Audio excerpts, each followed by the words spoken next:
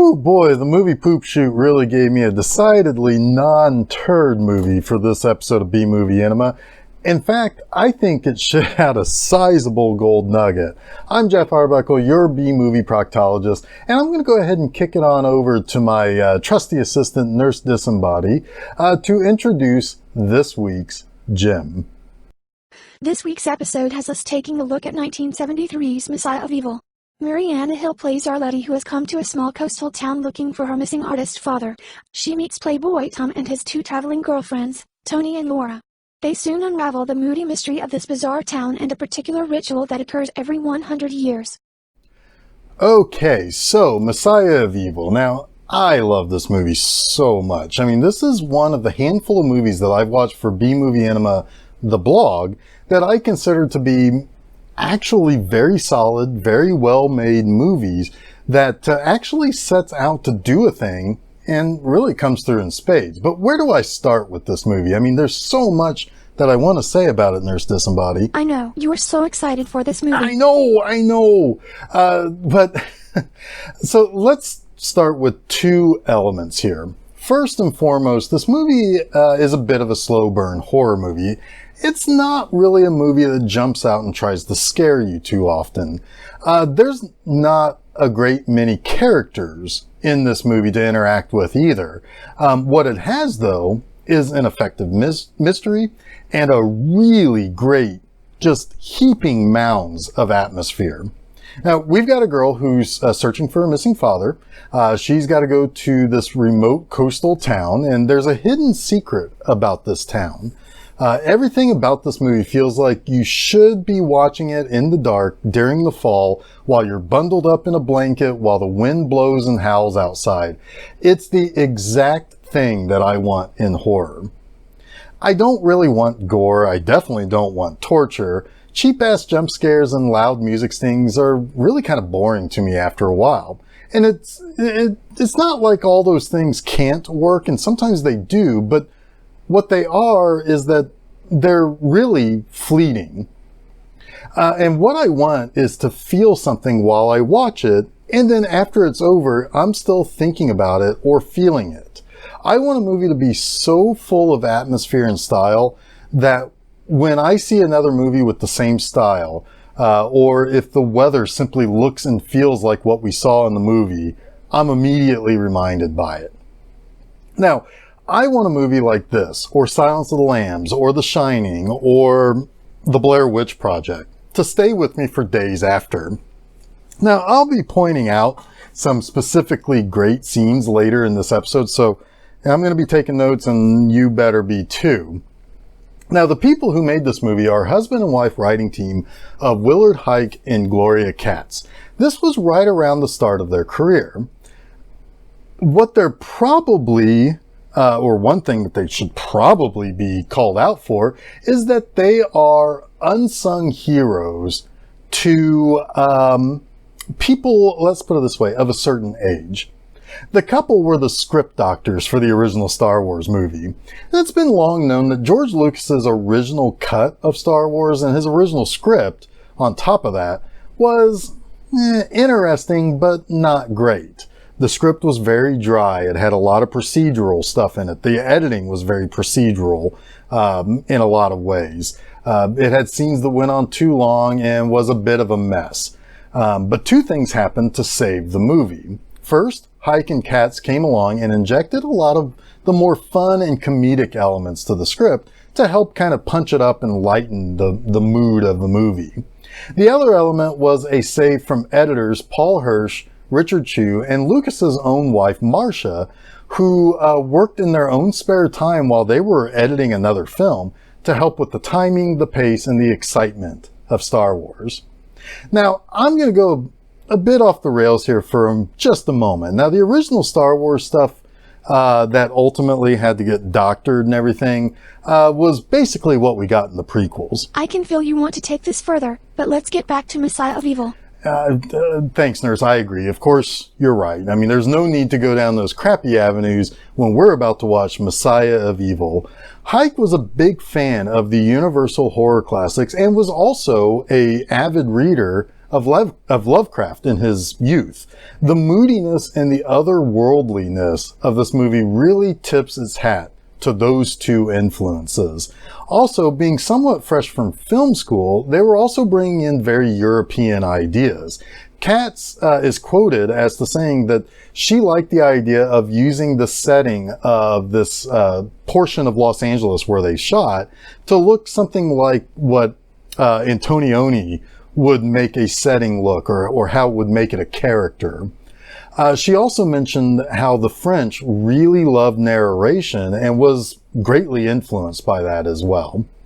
So a lot of these things make for a wonderful little horror movie that we are going to watch right now. So let's get started on Messiah of Evil, and we'll see you here after the first segment.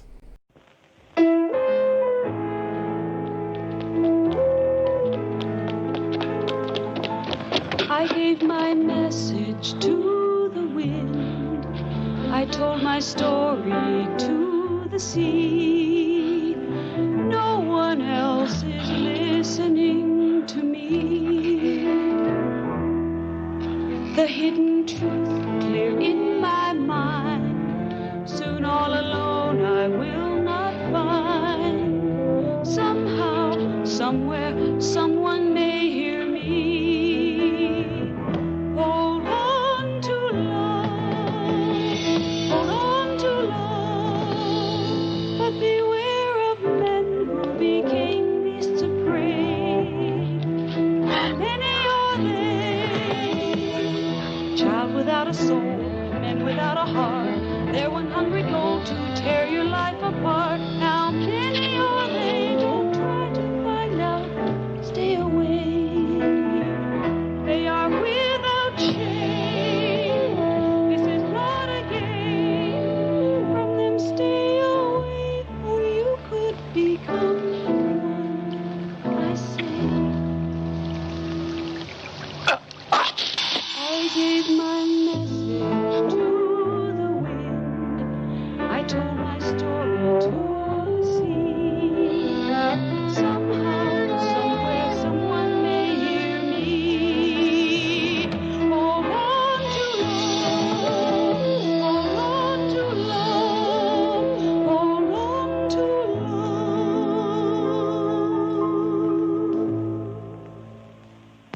They say that nightmares are dreams perverted.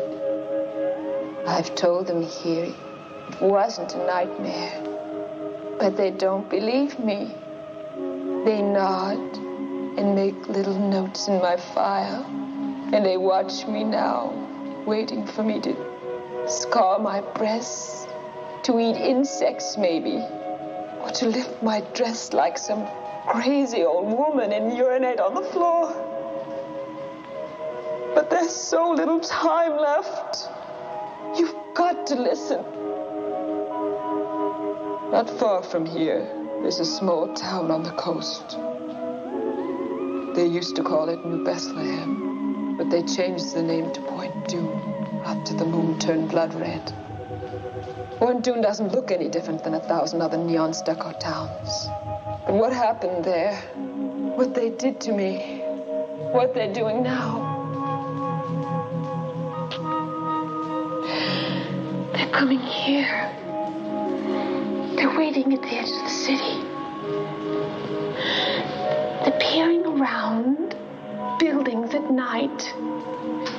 And they're waiting. They're waiting for you.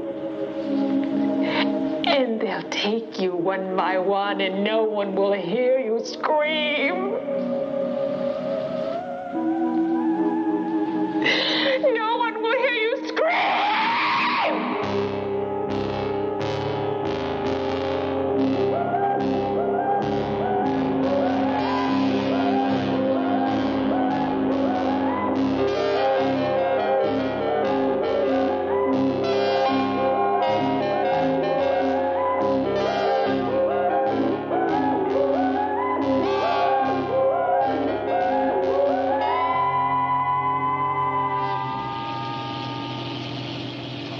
I went there looking for my father. He used to spend winters in Point Dune painting. Then, after my mother died, he stayed, and his letters became our only contact. Until recently, when his letters became more and more bizarre and finally stopped. I have little time now. I can't write again. You mustn't worry. And please, you must promise not to follow me. I'm afraid to see people anymore. It's better that I wait alone for it to come.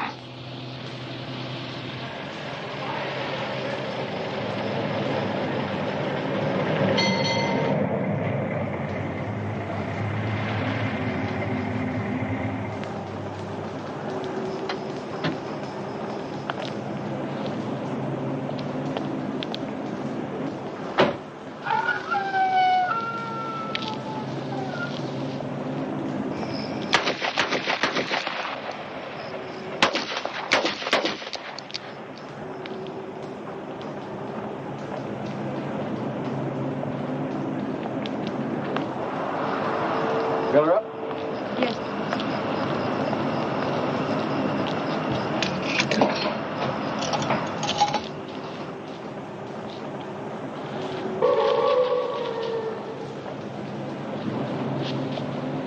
Dogs.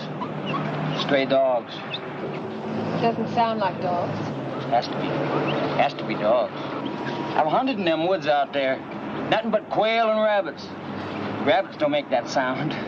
That's Point Dune ahead, isn't it? Why do you want to go to Point Dune? I'm visiting somebody there. I can't understand why anybody would want to go to Point Dune visiting. I mean, it's just a piss poor little town. It's deader than hell.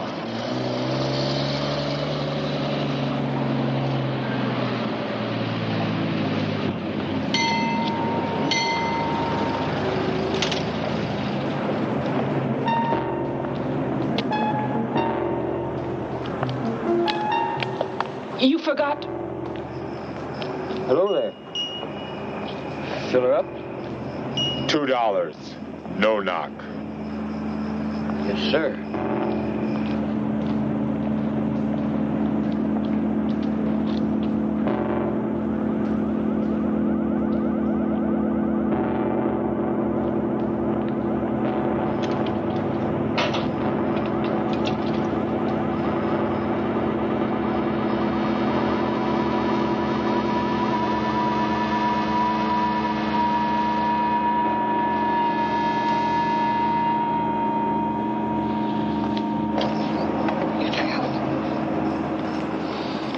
Machine's broke, lady. Don't you have any cash? Well, no, but this is... That's all right. Forget it. Oh, Get out!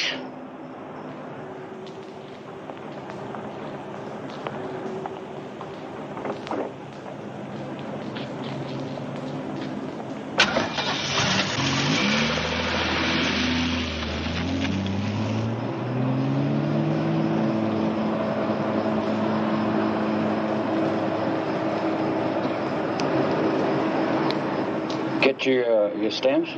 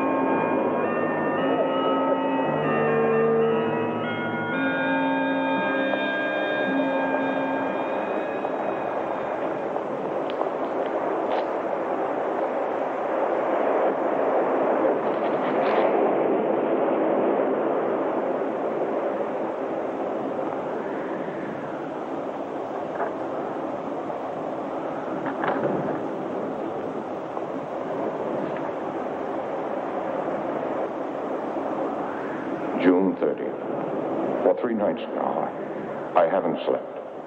I don't know how much longer I can keep this up.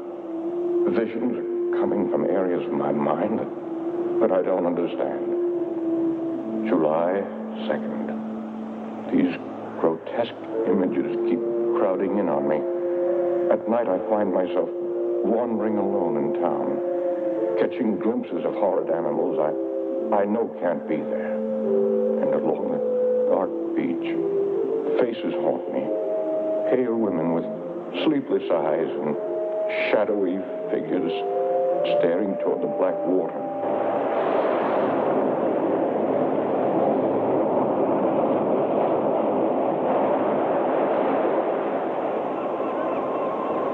He didn't return that night. I walked along the beach in the morning, as I'm sure he must have, coming out of the nightmares he spoke of, back into the daylight.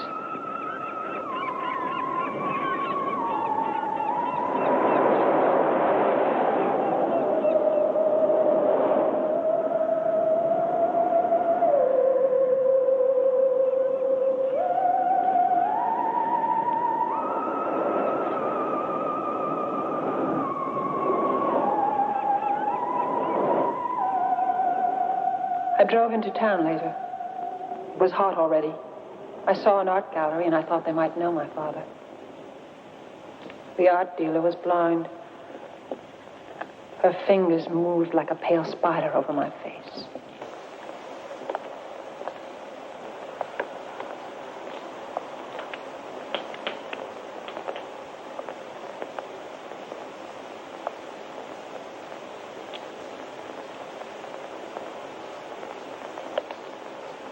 Joseph Lang? Do I know who he is? We do get magazines in Point Doon, which some of us can even read. Well, I meant I'm looking for him. And I thought maybe you knew him personally. Point Doon isn't an artist colony.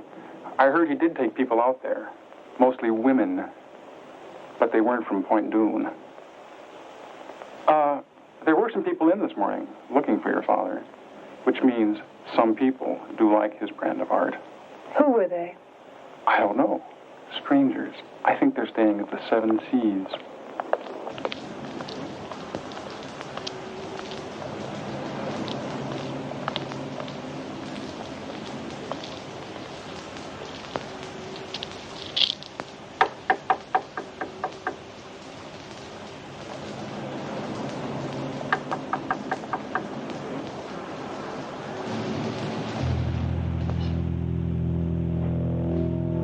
I'm as old as the hills.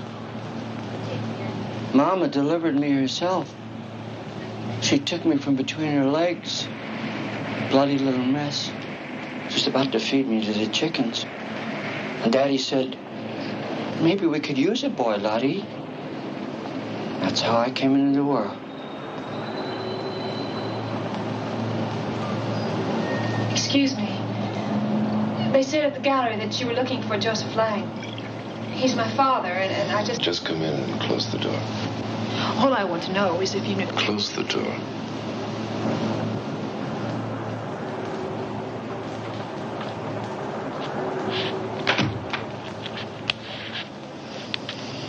Go ahead, Charlie.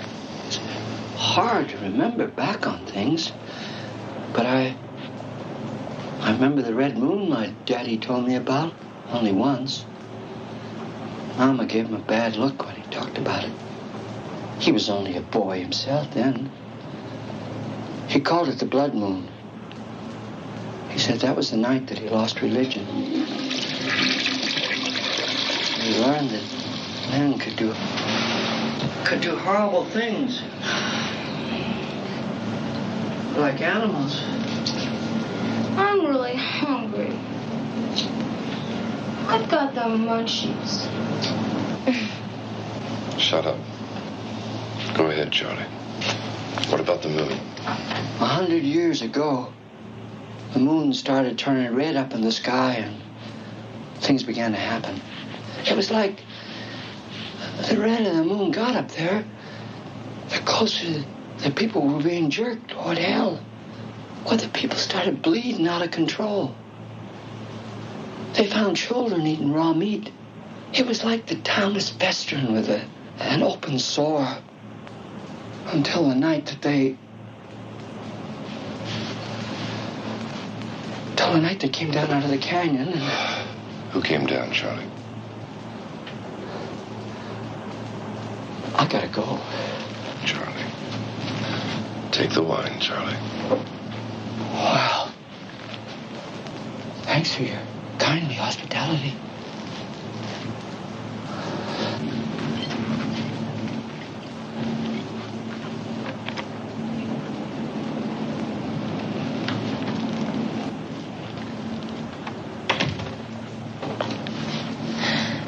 I'm looking for my father. Do you know him? I know of him. They told me at the gallery. We drove by the gallery this morning.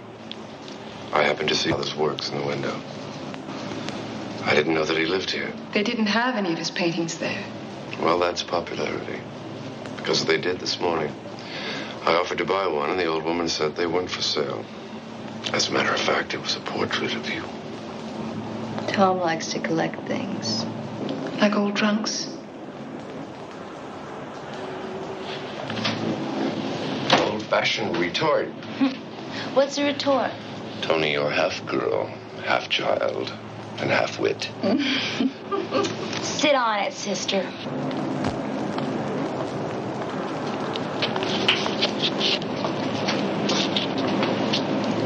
Don't be afraid. I'm an ugly old man, but I'm harmless. It's about your daddy. They mustn't hear me. I got him fooled.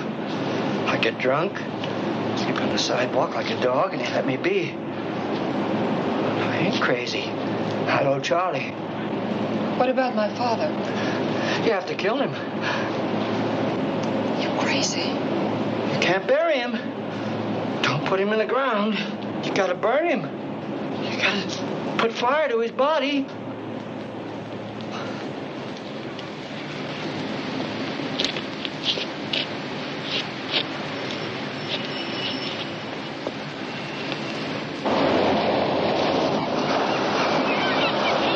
I spent the afternoon in town asking about my father.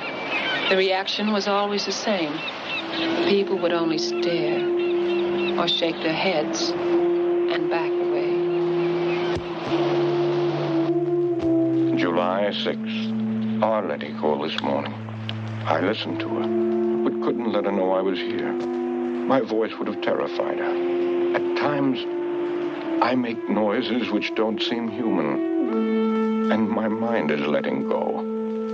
I try to remember the past, my daughter, but I can't. Instead, I think of death. Always death.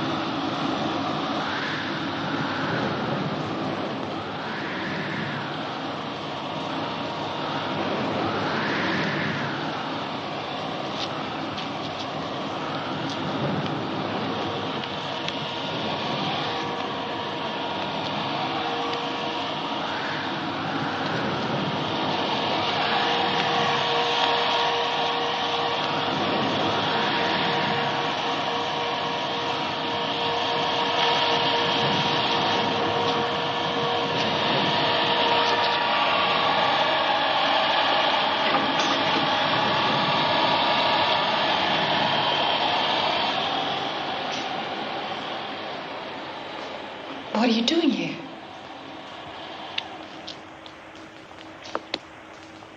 You look so comfortable, I didn't want to wake you. You're very pretty when you sleep.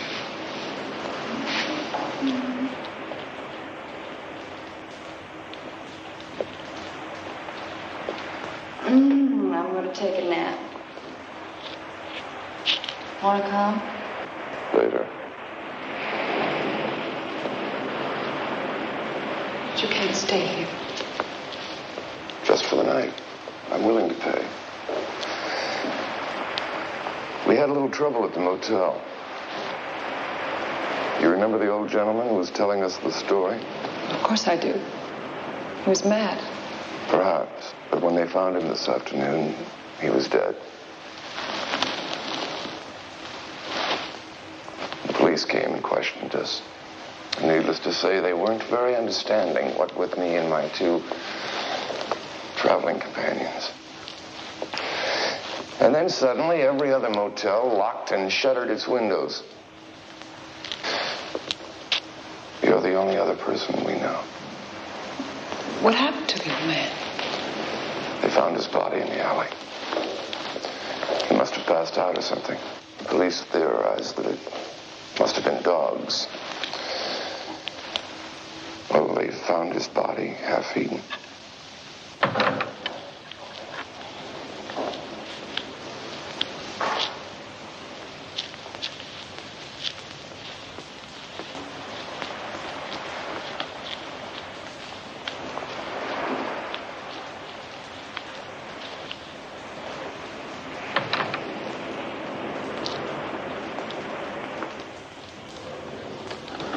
I let them stay. I never understood why. It was as if I'd come into a foreign town where I didn't speak the language and was sharing a house with people I'd have never met in my other life. Would you like some more? Yes, thank you.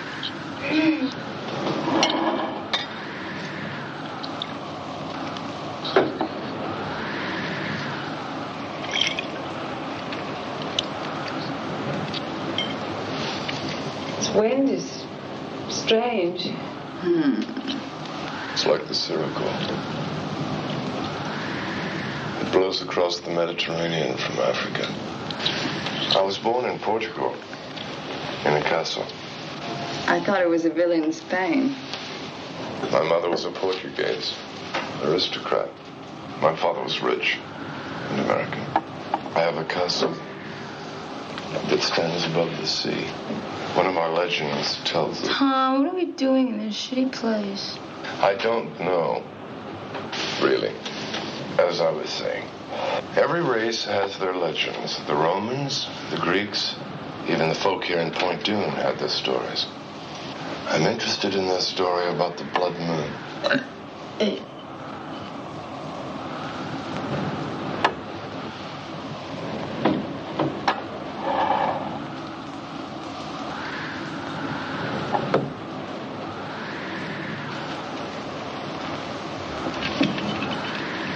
What was your father doing here? He didn't know anybody here.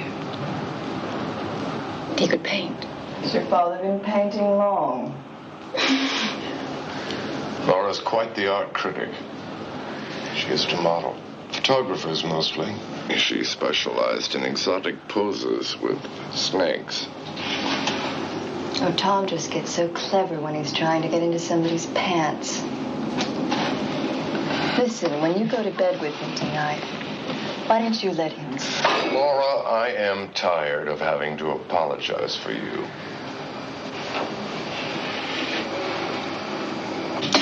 Yuck! This stuff is shitty tasting. You're not supposed to eat the fuzz. All right, so we're off and running. Now let's get back to the very beginning of this film. What did you think of that music choice there at the beginning of the movie, Nurse? I didn't quite expect that music choice for that song. You really didn't expect a song about like holding on to love or whatever to start this horror movie, huh? I totally added it to my iPod. Wait, you still have one of those? Anyway, the opening prologue has only a slight connection to the first real scene of this movie after the credits. It's almost there more to say that you can't really trust anything that you see or are around in this area of California. Now, the guy who was the victim at the beginning was a young Walter Hill. Now, Hill directed The Warriors and Streets of Fire. He produced the Alien movies, so he's a pretty big deal. He was friends of Hike and Katz's, so they needed somebody to kind of be in this opening of this film, and they just asked him to be in that scene, and he agreed. Now, after that, we do have that great little tense scene at the gas station with the albino trucker, who's played by Benny Robinson. And this is the only movie that Robinson ever made, but he's an imposing threat in these early stages and then in a scene later on. We do see Walter Hill's body in the back of the truck, and the gas station attendant, after trying to stop the lady from going to Point Dune, California, by saying, "Oh, that's a dead town. Nothing happens over there." He eventually has to basically snap at her to get lost. He ultimately is killed by mysterious figures. So obviously something bad is going on. Now, the woman who stopped off for some gas is Mariana Hill, and she is playing Arletty in this movie. It's her father who's gone missing. Now, Hill had a pretty great career. She got her start in the early 60s when she was about 17 or 18. She had roles on episodes of Perry Mason, The Untouchables, Batman, I Spy, Wild Wild West. But I know her best from a particularly great first season episode of Star Trek called Dagger of the Mind. Now, she played Dr. Helen Noel, who, when she's testing out this psychological tool that she and Captain Kirk are kind of thinking is being turned into a weapon, she tests out the machine by implanting a fake memory of her and Kirk hooking up at the Christmas party. And that has some pretty lasting effects on him. Naughty, naughty. Anyway, she would end up in a handful of notable movies. Movies like High Plains Drifter with Clint Eastwood, The Godfather Part 2, made by some hack named Crapola, something, I don't know. Anyway, she was in Blood Beach later on and Schizoid, both of those in 1980. She is also in one movie that I will never ever watch again. She was in the movie called The Baby. And that's about a man who is developmentally stunted by a cruel mother and a set of sisters and is stuck in the perpetual state of being an actual baby. He's physically grown, but he's mentally an infant. He poops himself, he slobbers all over the place and acts like a baby. Now, nurse, I do know that is a particular fetish of yours, but to me, it makes me physically ill. That's just something that I just cannot watch in that movie. So no diaper play tonight, my big baby boy? Ew, no. So in this first section, we get to see Arletty trying to interact with some of the folks in Point Dune. And there's this weird blind, deaf, and mute old woman who touches Arletty's face, the snooty man who she asks if he's seen her father, and the town drunk Elisha Cook Jr. Now, Cook was also in a great first season episode of Star Trek called Court Martial, where Kirk is brought up on charges of wrongfully sacrificing an officer. He was in about 1 billion movies like The Maltese Falcon, Kubrick's The Killing, House on Haunted Hill, Rosemary's Baby, Salem's Lot. He's pretty spectacular playing the town drunk. He's first seen telling oddball stories to a trio of travelers. Now, the first thing we hear is how he was brought into this world by seemingly, I guess, uncaring parents. And he also first mentions the blood moon and the night that his daddy lost religion and discovered that men could do terrible, terrible things. Now, he's telling these stories to a trio of others who are passing through Point Dune, and we'll talk a little bit more about them in the next segment of Messiah of Evil.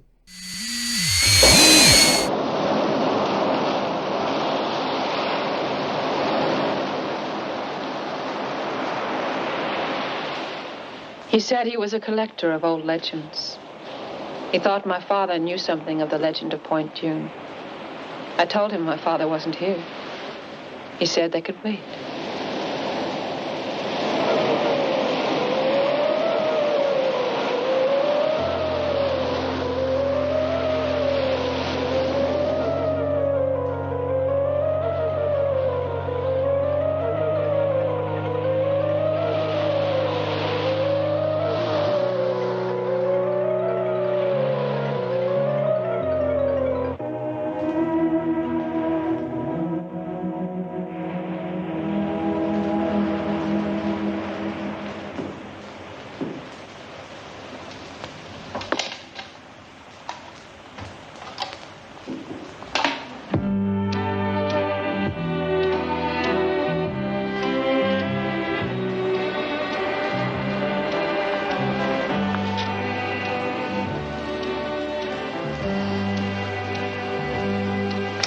lost?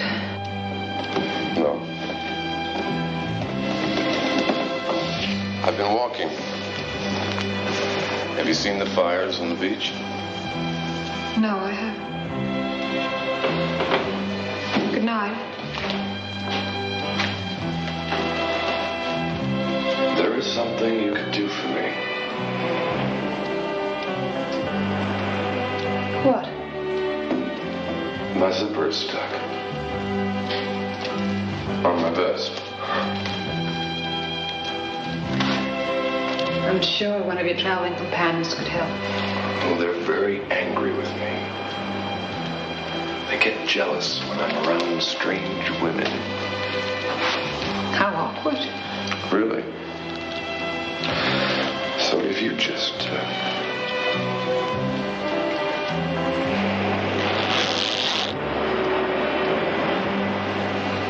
It wasn't very hard. No. I'm sure you could have done it yourself. Good night.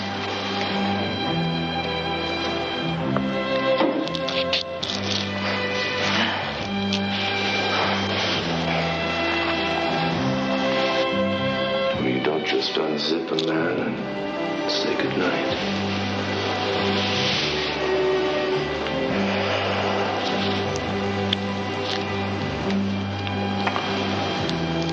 You are tired, aren't you?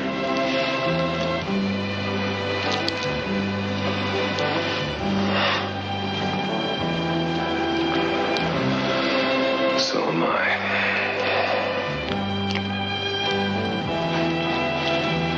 Good night.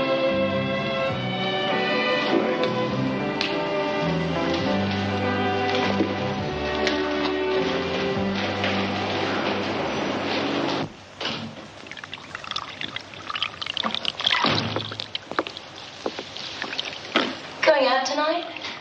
I'm splitting. Oh. How long? Forever. That's a long time. Why? Because I'm tired. I'm tired of him. I'm tired of this place.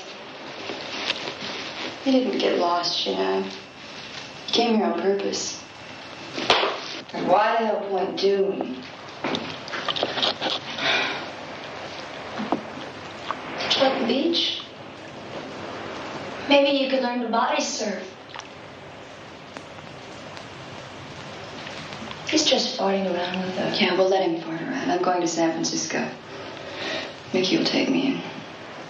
Who's Mickey? He's a drummer. What about me? You're just a kid.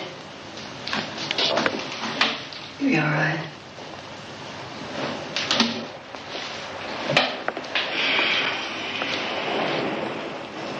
He's given me too many lines. Hey, Laura. Leave me some dope, huh?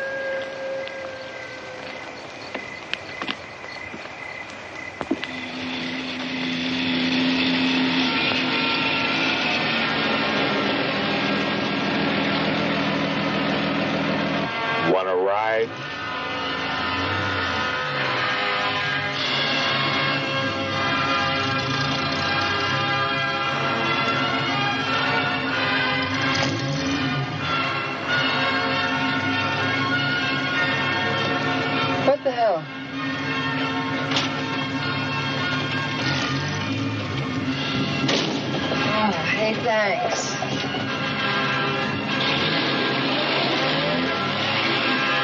You coming back from the waiting? The what? The waiting at the beach. You like Wagner?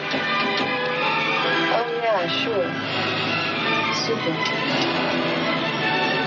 You can, let me off in town.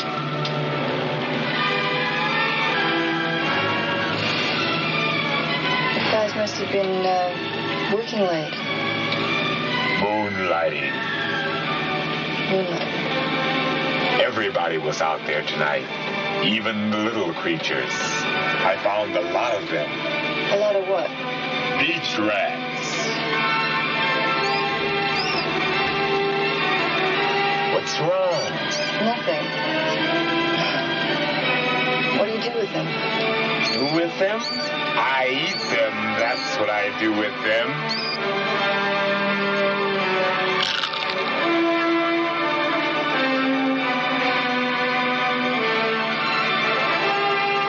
I've got another, if you'd like. No, thank you. I'm just going to get out right here.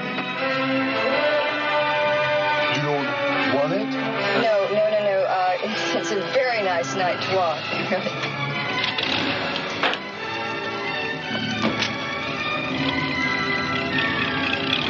Jesus.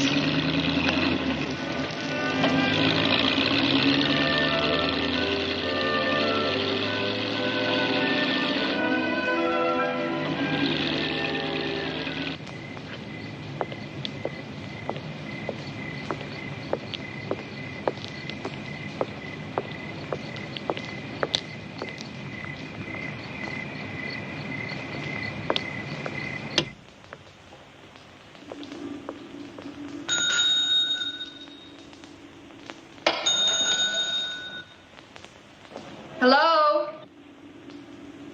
Hello?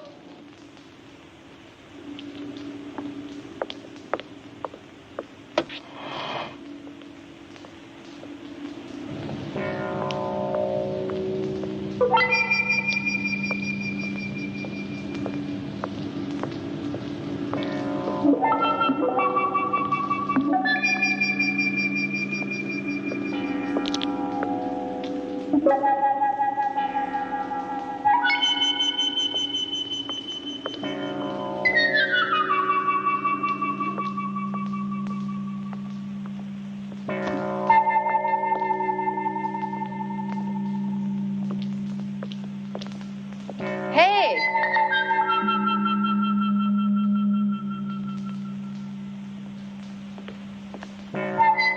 Hey!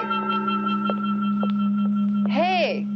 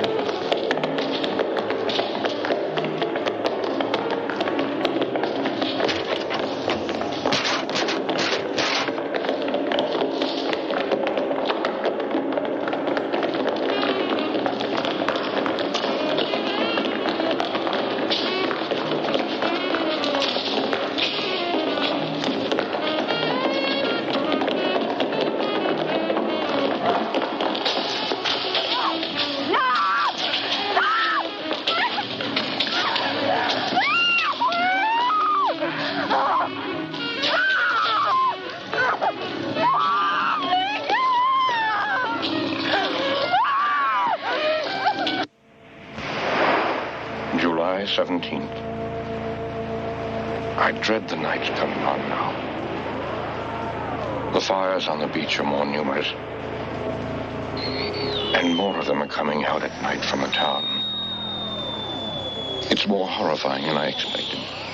A crazy old man told me a story today about Point Dume a century ago, and a dark stranger arriving, and the monstrous things that happened to people when he came.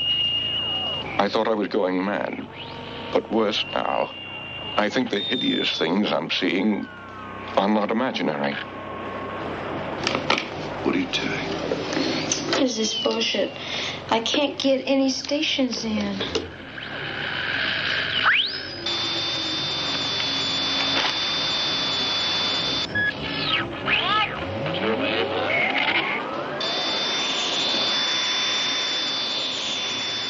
Laura didn't say anything else.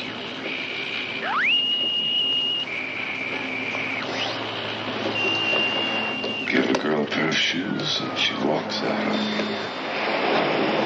On WUBI Radio 94 in Ludlow, the voice of Idaho. Idaho. Idaho. Where are all the stations here? Why are they all out? There are no stations in this town. You can't hear anything. Can't we go, Tom? It's not that I care. It's just that I'm scared. What? I don't know. I tried to sleep, and I fell in and out of half dreams. I remember my father saying that you're about to awaken when you dream that you're dreaming.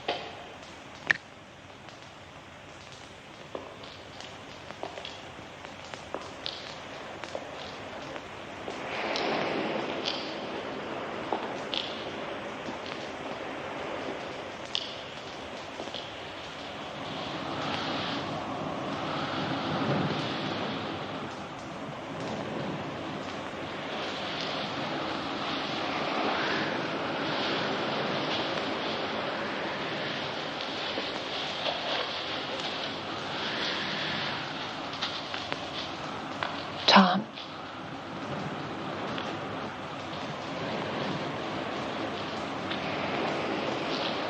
Father?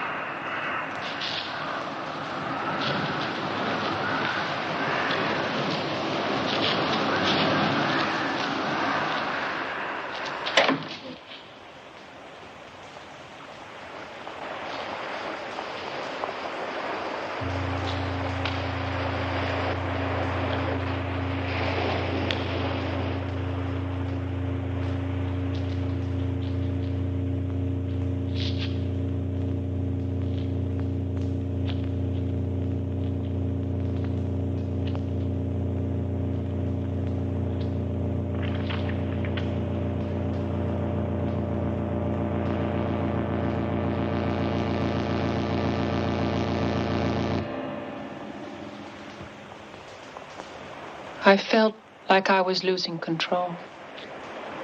Losing control. It's not nightmares any longer, but something like a sickness. that's still there with the sunrise. I think my body is being taken over by some unspeakable evil that's turning me into...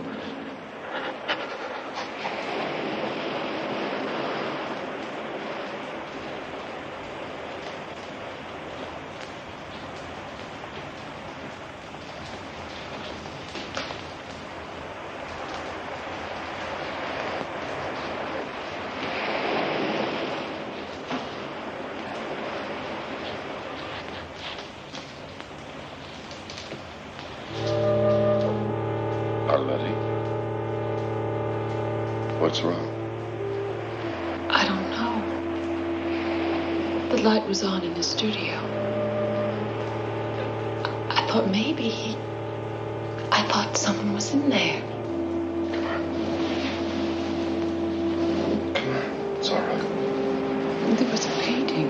Come on, you've been having a bad dream. Come on, get in.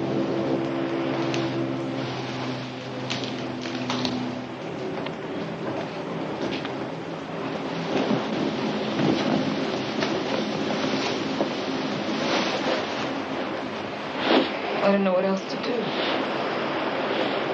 Nobody in town knows him. I don't know where else he'd go. Arletty, I think you should leave here. That's a great idea. Why don't you both leave? Then maybe I could get a little sleep.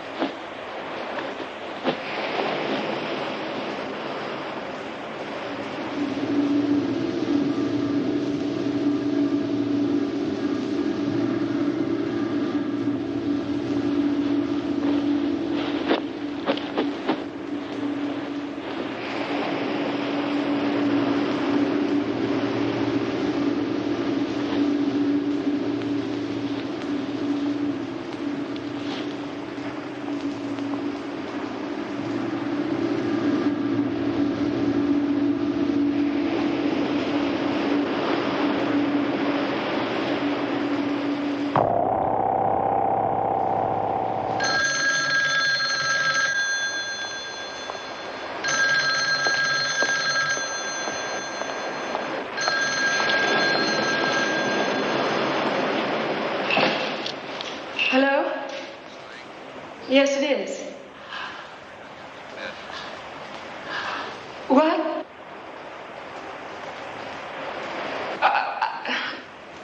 I don't...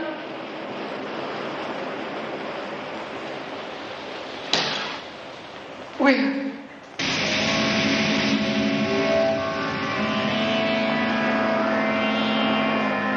The police said it must have been a mental problem. They had picked up my father twice in town.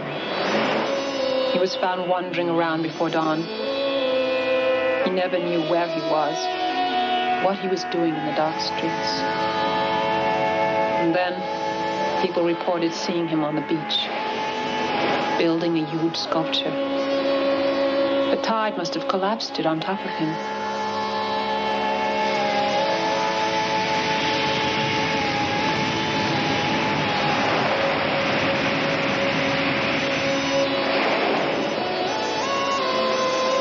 After this is over and we get through with some paperwork, I think you should take the young lady out of town. We're not really a tourist town, and strangers only bring problems.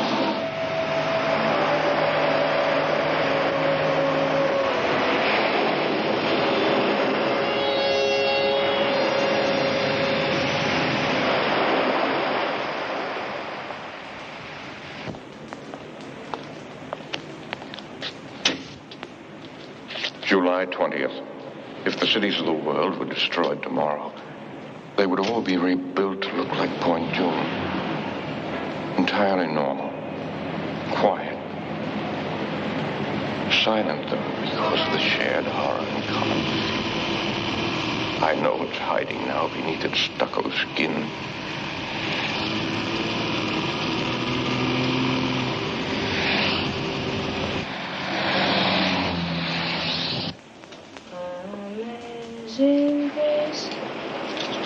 How sweet the sound that saved a wretch like me. I once was lost, but now. How is she?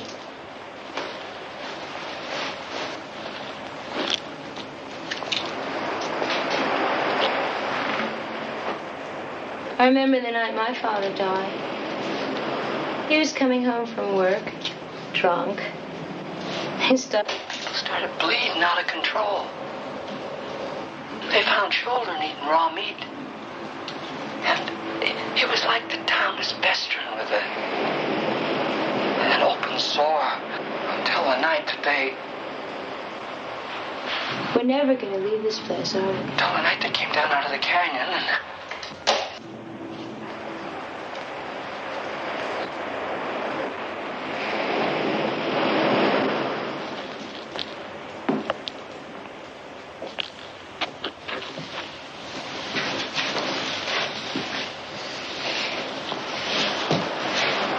Somebody came while you were gone. Who? I don't know. I heard this noise at the other end of the house. It sounded like somebody crying. I looked all over, but I didn't see nobody. I'm bored.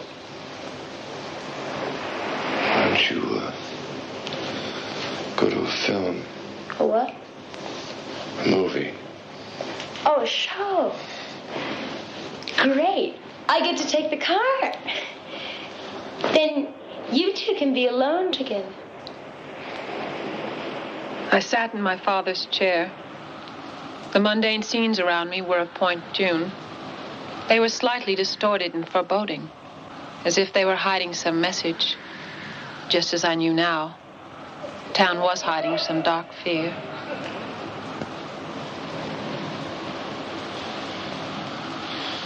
July 21st. My body temperature has dropped to 85. This morning I passed blood again. It's as if the thing that's taking over my body no longer needs human blood.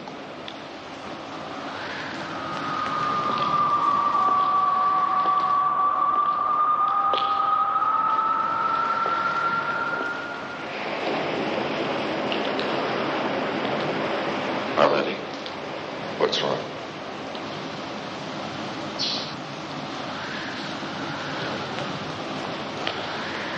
What is it?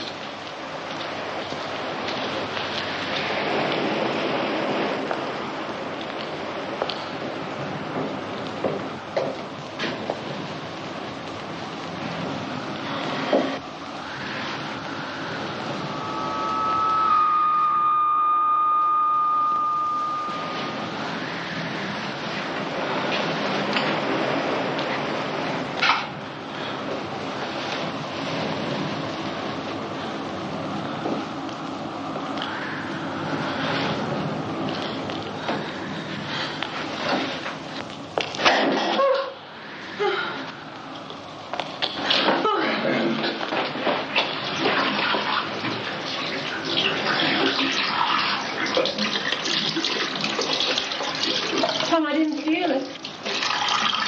Why didn't I feel it, Tom? I don't know.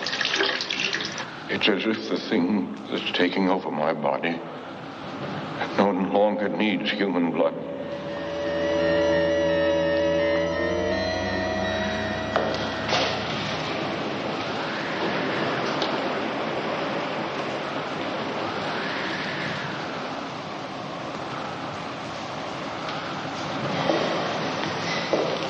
Father had beautiful hands. They were fine, long, almost feminine fingers. He was ashamed of them in a way. He used to laugh and say that after the revolution he'd be shot. That pale hands were the mark of a decadent life. That's how I knew.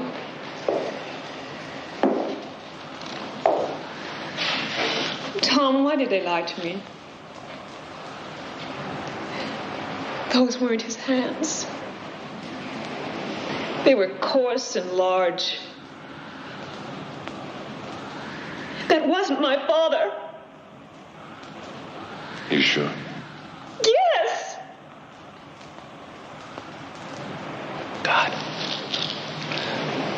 Tony.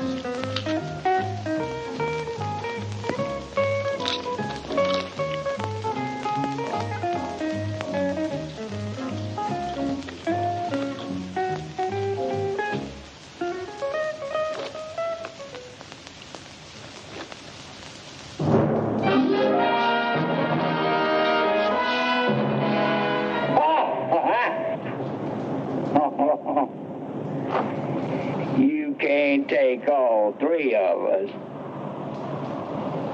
Wrong.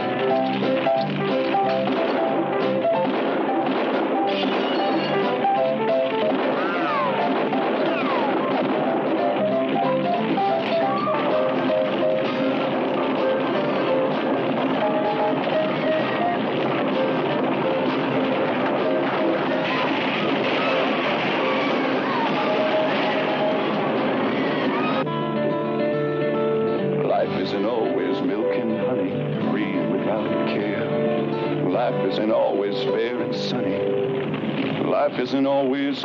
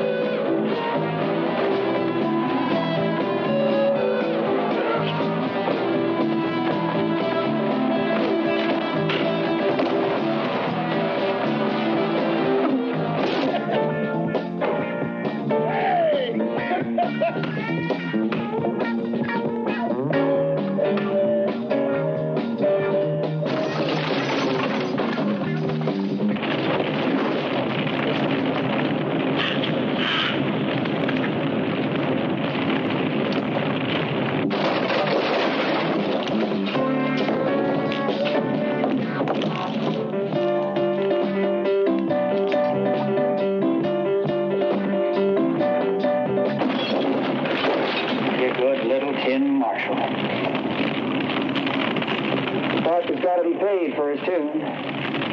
Not just with money.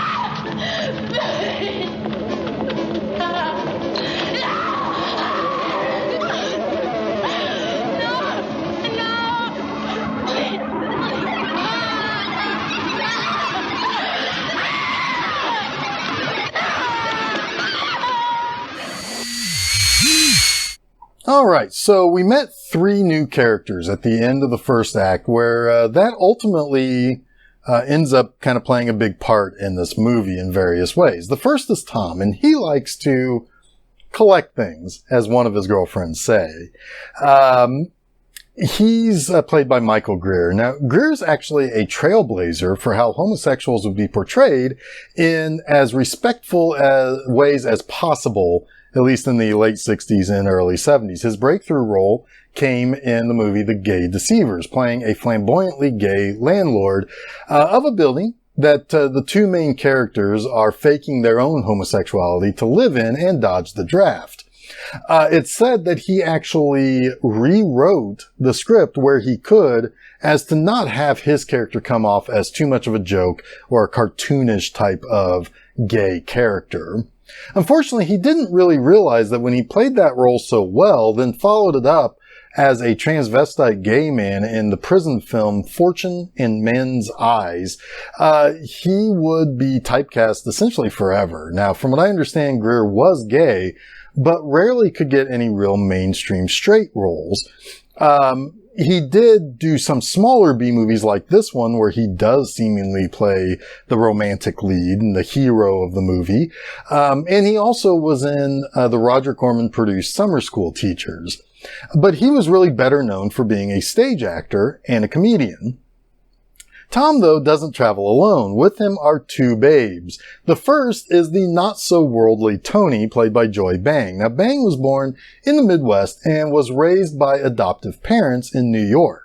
In the late 60s or so, she was a go-go dancer and was a frequent collaborator of an underground filmmaker by the name of Andrew Meyer. Now, Meyer was from Boston, but ultimately she really only starred in 8 films, with this being the final big screen role for Bang. And probably her most recognizable role was in Woody Allen's Play It Again, Sam. And one of the things that I really like about her is that when you first see her, she just comes barreling into a room, kind of teasingly, not exactly overly dressed. And she just seems ditzy, but not ditzy in a bimbo sort of way, but ditzy in a way that she's just not very experienced. She's young. It's clear that she's meant to be very young. Now, Tom's other traveler is the uppity model and art critic Laura. Now, Laura is played by the spectacular Anitra Ford, and she was one of Barker's beauties on The Price is Right, while starring in movies like The Big Birdcage, Stacy, and The Longest Yard. Her most famous role, though, is probably as Dr. Susan Harris, the queen of the other sex-starved women in Invasion of the B-Girls. And that's a movie that has a surprising number of fans. It's 100% a sexploitation science fiction horror film, but it also kind of throws back to a time in which sci-fi films could have these really insane over-the-top ideas and bring people into the drive-in to watch them. Now, it is also stated that in an episode of Siskel and Ebert back, I think in the late 70s or early 80s, Roger Ebert named this as one of his top guilty pleasure movies, Invasion of the B-Girls. So, much to probably Siskel's chagrin. But, the movie is actually pretty well remembered for being exactly what it is. It has zero qualms about what it wants to be. Now, Tom is supposedly a collector of legends. He's appreciative of towns and their strange stories. Of course, we saw how he witnessed some strange goings-on back on the beach when he went for a walk. Now, he was paying the town drunk to learn more about the town's oddness, but he was also knowledgeable of Arletty's father and that he has disappeared. Of course, he also wants to collect Arletty. And as we saw, this really pisses Laura off something awful, and this leads to a marvelous sequence for her, albeit it is also her demise.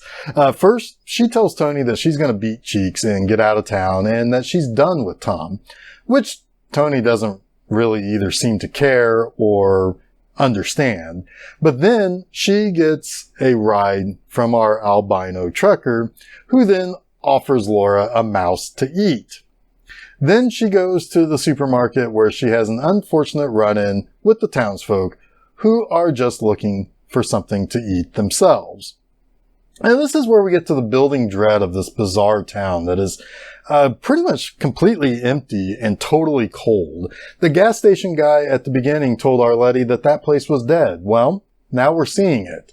As it approaches the 100-year blood moon, things are dying. The townspeople are becoming cannibals and almost zombie-like in the way that they seem to have no will, thoughts, or personality except to consume and usher in the return of this dark stranger that holds this town under his satanic control. Now, for Laura to die by way of being consumed by the locals in a ritualistic feast in a supermarket where you go to consume sometimes mindlessly and ritualistically in a haze of capitalist behavior probably doesn't really have any symbolism whatsoever. And then we have Tony's final scene, and she goes to the movie theater to watch a movie called Kiss Tomorrow Goodbye, as if the movie is telling her character to do just that.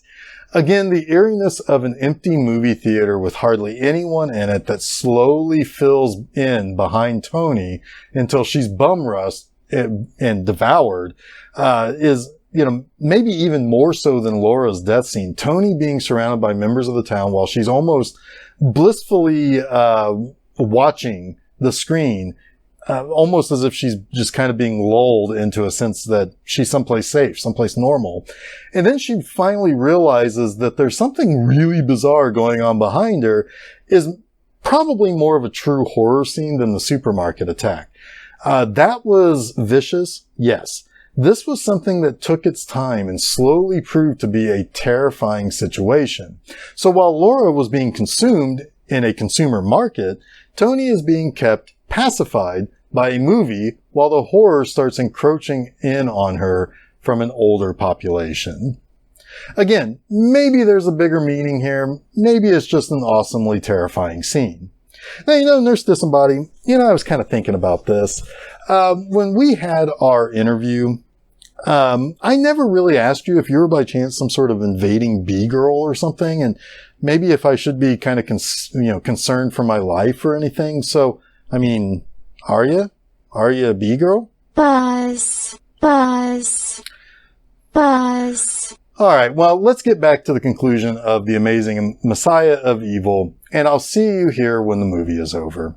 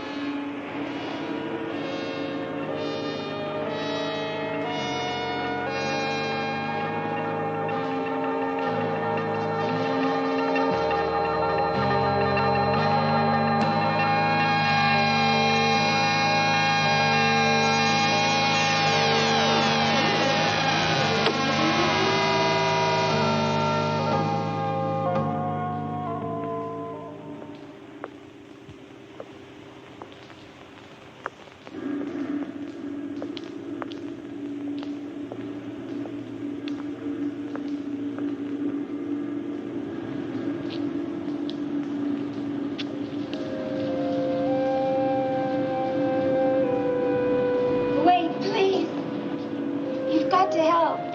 We only live a couple blocks from here.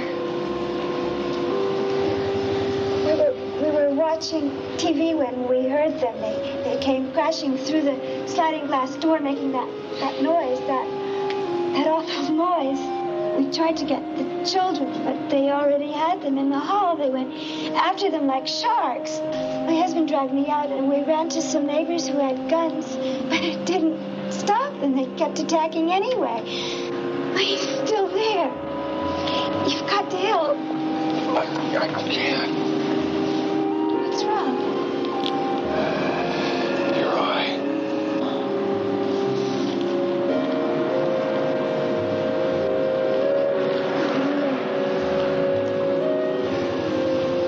Too late. Starting. I'm very sorry.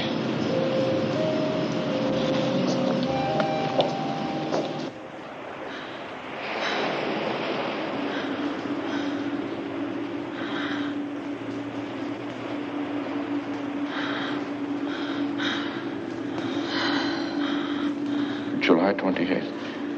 I cut myself this morning. My finger was nearly severed. Without feeling any pain, I ripped it off at the joint. I felt nothing at all. I'm disintegrating rapidly.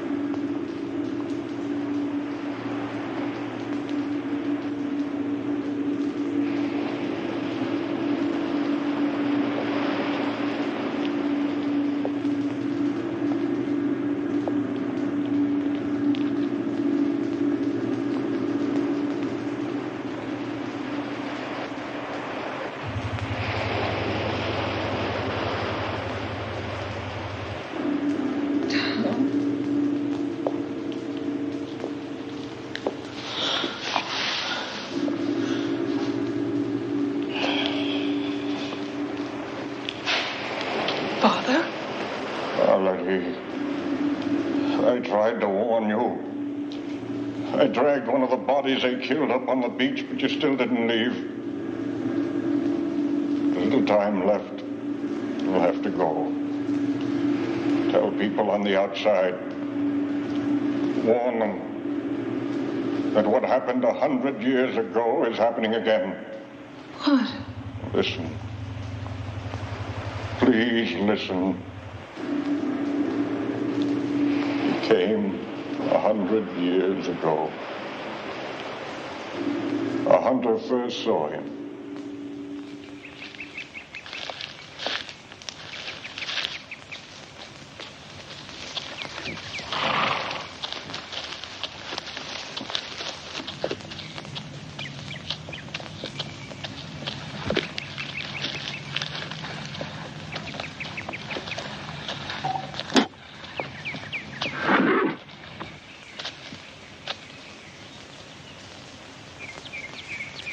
He told the hunter that he had been a minister and had come over the mountains with the Donner Party.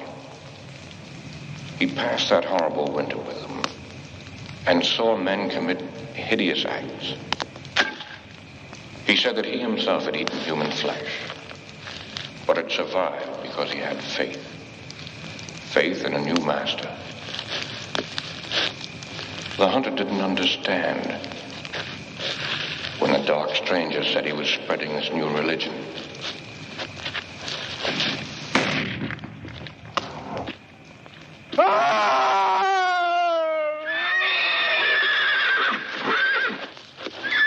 When they found the hunter, he looked as if he'd been attacked by some kind of animal, half-eaten.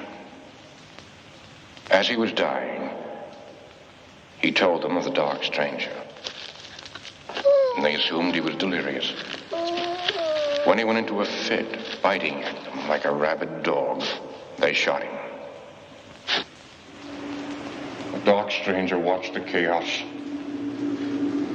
And he walked into the sea and said he would return 100 years later to a world tired and disillusioned. A world looking back to old gods and old dark ways. Our world. You've got to go now. Most of this town is infected. It's got to be destroyed before the moon turns blood red. And he returns to lead them up the coast and inland into the cities. We can both go.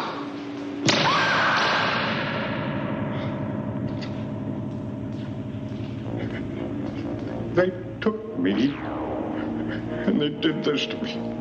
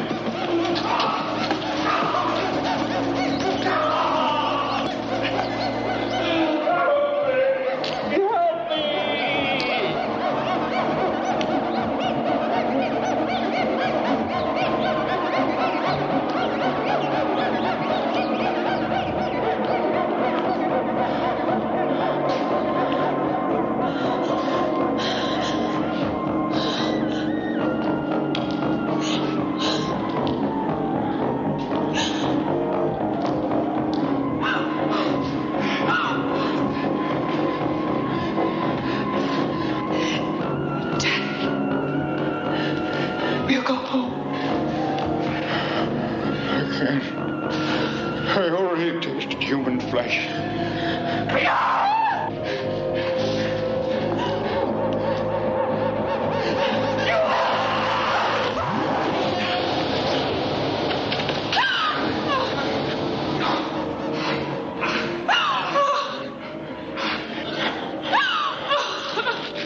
You gotta kill him. If you love your daddy, you will kill him.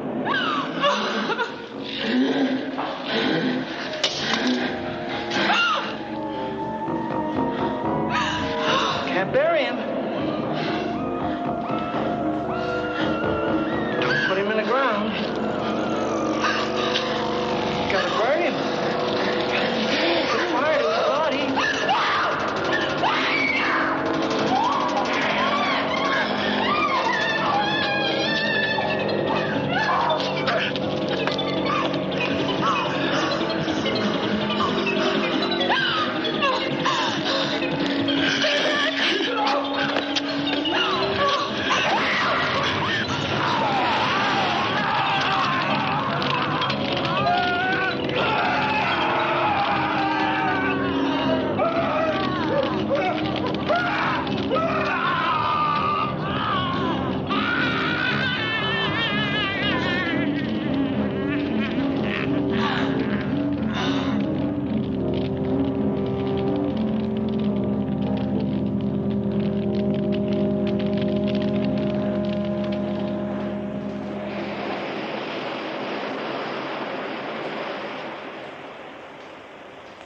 Arletty?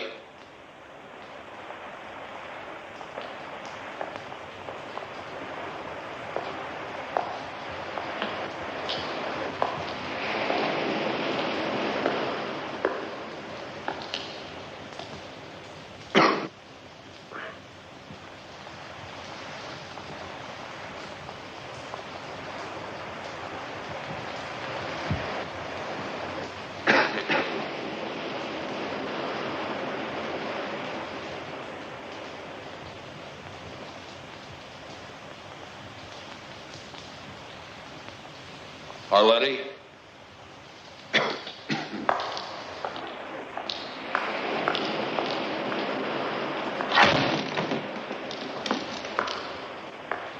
Arletty? Arletty?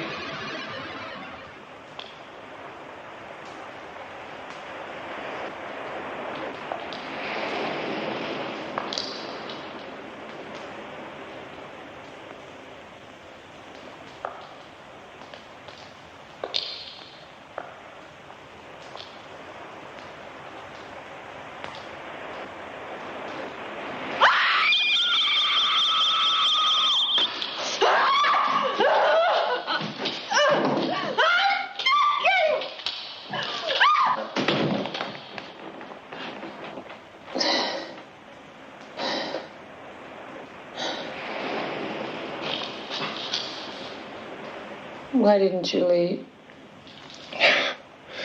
I came back here to get you.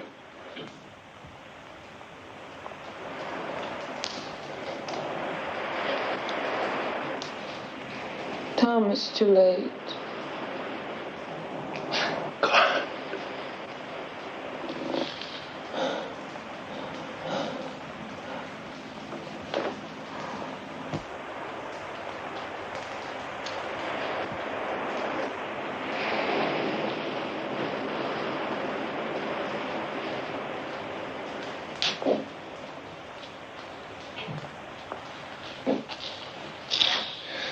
I saw them in town. They're traveling in packs like wolves. I think the whole town.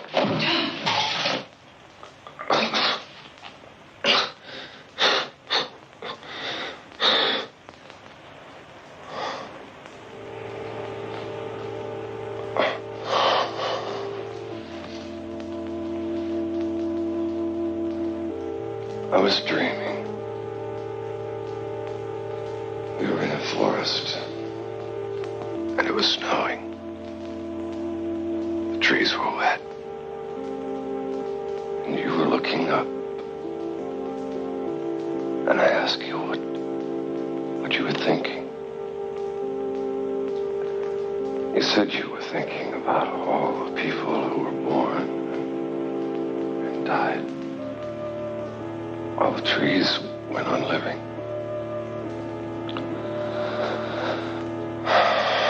Then we came to a village and we spent the night in a wood room. The next day it was so cold. We stayed in bed to keep warm.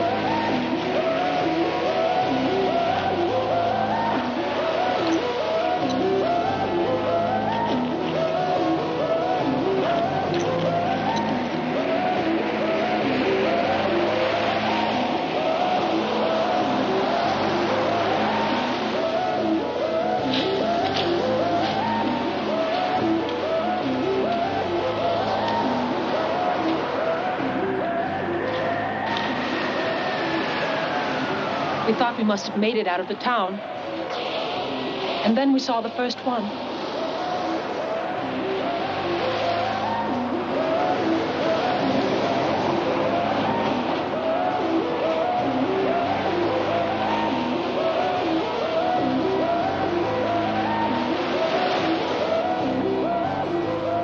They were coming down to the beach as they did every night, to stare at the ocean and wait.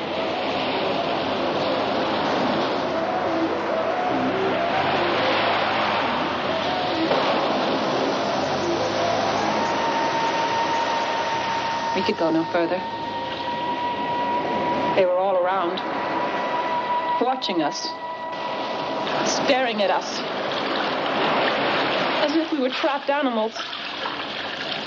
Caught, already bleeding, yet still struggling hopelessly.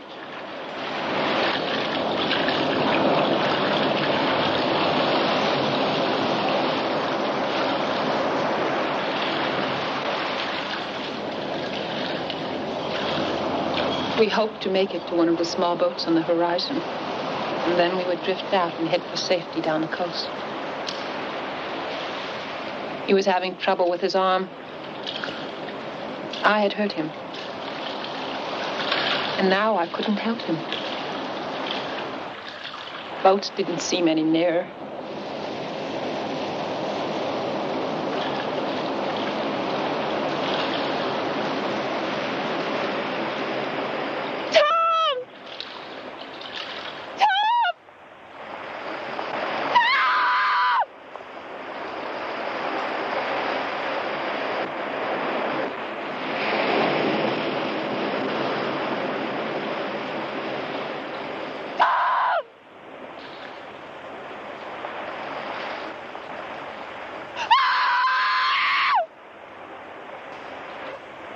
And the last thing I saw was the setting sun.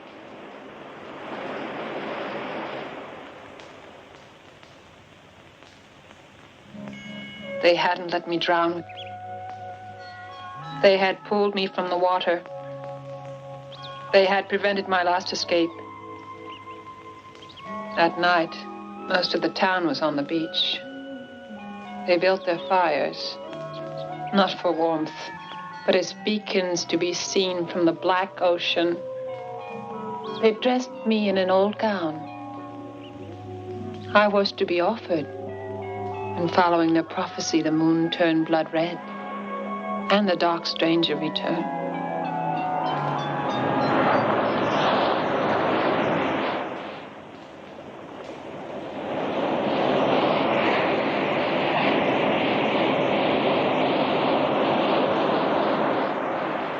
He let me go with a story that condemned me, knowing that they wouldn't listen.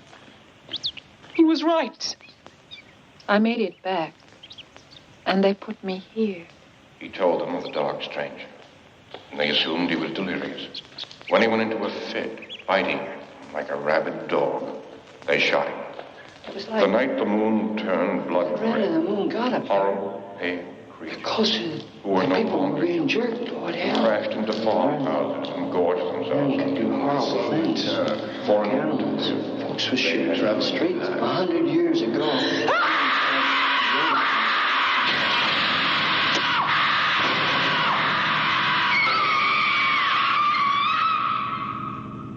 During the day, they let me out with the others.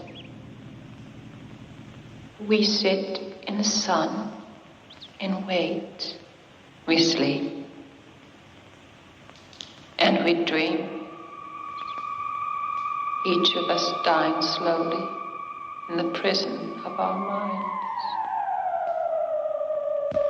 Hold on to love, hold on to love, so the moon above will not turn red with hate. Hold on to faith, hold on to love, hold on to love, but beware of men who became beasts of prey. How many are there? Child without a soul,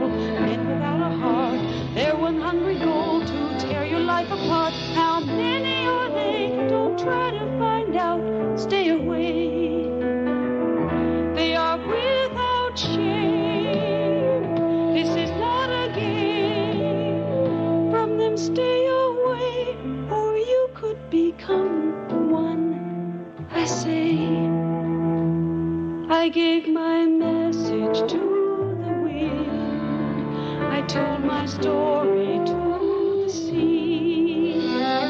Somehow, somewhere, someone may hear me. Hold on to love. Hold on to love. Hold on to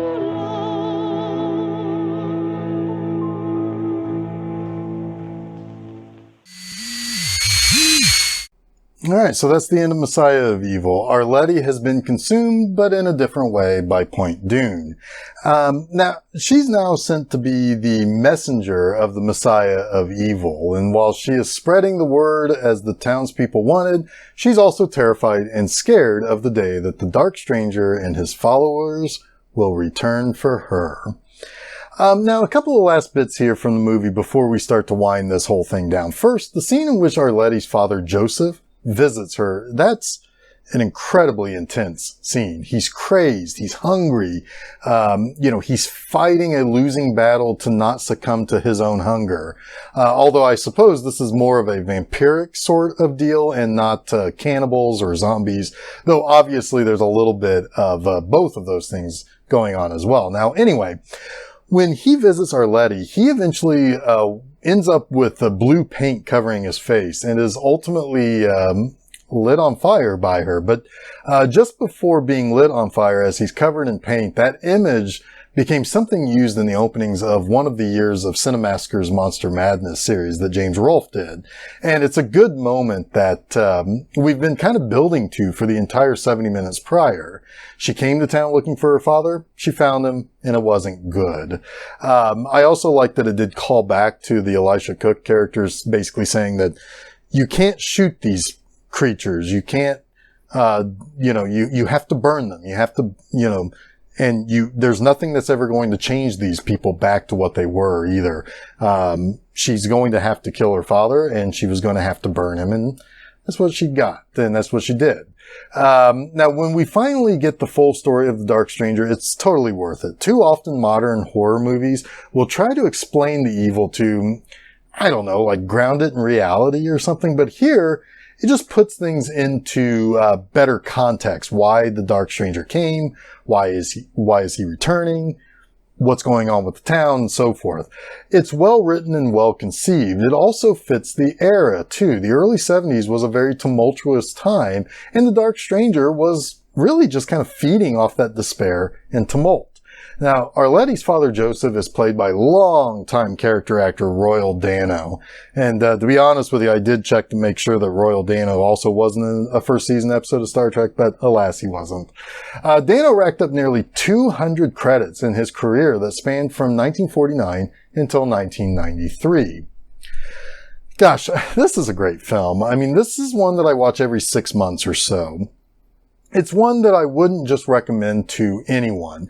It's only for those who appreciate the slow burn sort of horror, as opposed to those cheaper jump scare-like thrills.